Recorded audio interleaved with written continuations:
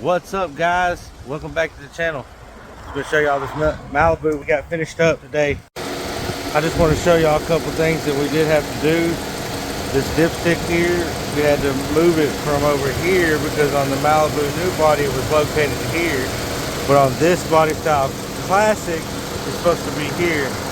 So we did relocate that because it was giving us an inaccurate oil level reading.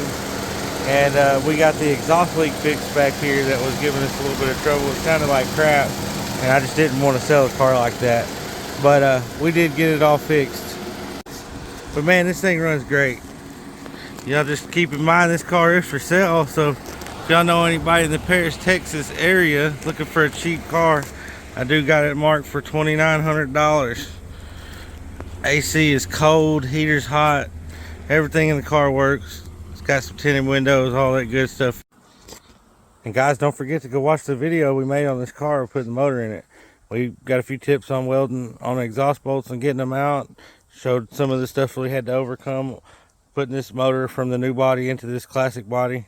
It did work out, so y'all go check that out. Subscribe, comment, share, help support this page. Let's get this thing going. I appreciate everybody supporting us, watching us, and commenting already. Y'all have a blessed day.